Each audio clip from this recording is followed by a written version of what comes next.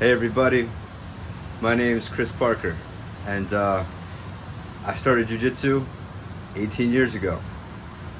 And the reason I'm making this video is because I want to share something with you that has been significant in my personal journey, and maybe it'll give you hope if you find yourself in a similar situation that I was in.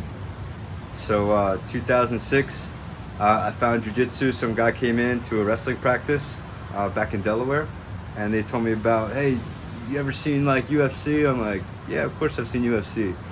He's like, you ever tried Jiu Jitsu? I'm like, no, it looks awesome, man. What is it? He's like, basically everything in wrestling that's illegal now is the point, man. Like, you could do all the stuff we weren't allowed to do in wrestling. I'm like, cool, count me in, man. Where do we do it? So go to Holy Cross, this gym. They had a stage, they put mats on there, and we would train there a few times a week. So that was my first introduction to Jiu Jitsu with Professor and Sensei Alex Lipinski.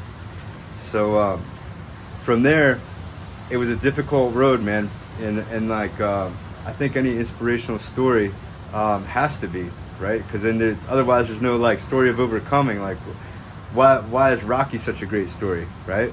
Because he had a hard life, right? And he was the underdog, and he came out on top. So anyways, like, on and off, I'm training jiu-jitsu for a while, but on and off, like, I'm partying. I discovered like I had some tendencies that kind of ran through my family lineage, alcoholism. So that was a very difficult time of my life, partying all the time, like, wrestling, not really focusing on jiu-jitsu. But needless to say, in 2018, I came back to it.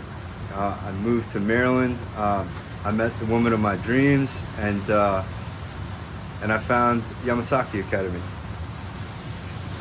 So in 2018, I rededicated myself to jiu-jitsu after being a white belt for 12 years. And that's actually the last time that I drank alcohol. So it's truly been a milestone in my life, a pivot point of transformation. And that's my main message to anybody out there. If you're going through tough times and you're looking for that some kind of inner strength, I know no better martial art out there than jiu-jitsu, because it's for everybody, right? It literally translates to the gentle way, right? So it's like designed for the smaller, weaker opponent to be able to protect themselves against the bigger, stronger opponent, right? I'm standing here in front of you like 132 pounds, right? And I do, I'm able to protect myself and defend myself against people literally twice my size, right? Who know jiu-jitsu.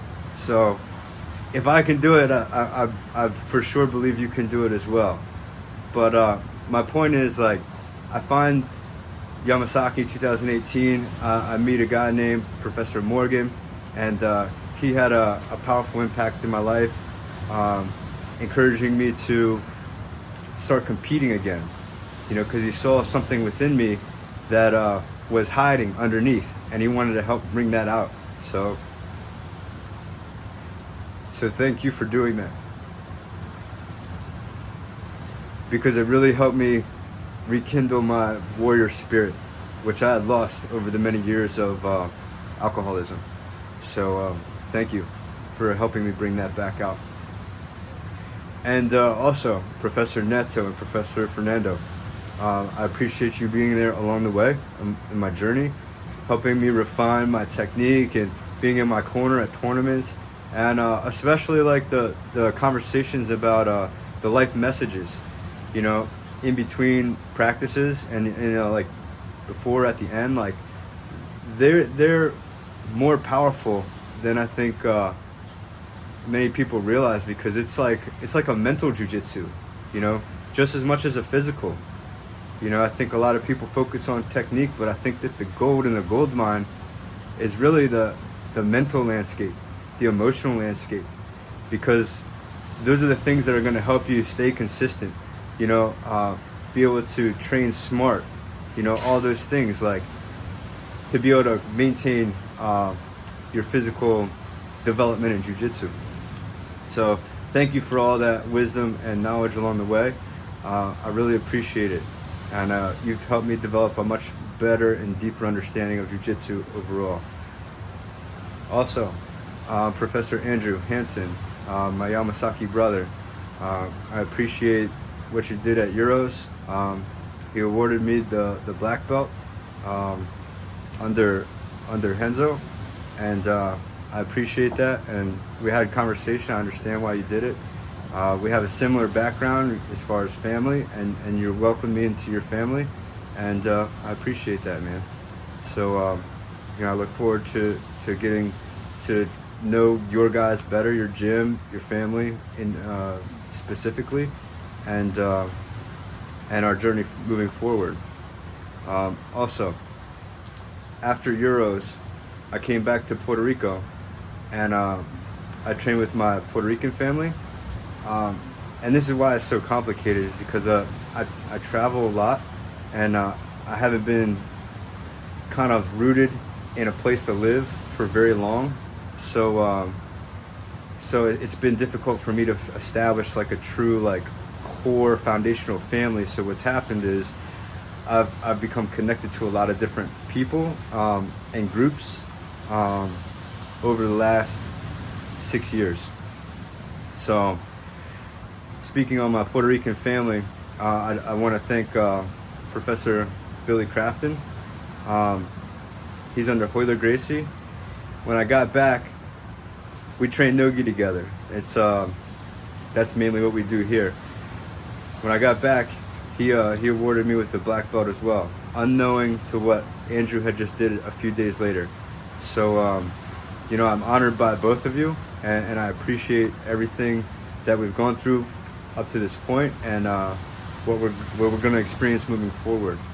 But I feel like Billy's introduced me to a more in-depth understanding of no-gi jiu-jitsu, because he's a third-degree black belt, but he's shifted more to no-gi. He was here when the John Danaher guys were training in Puerto Rico, and he was training with them all the time.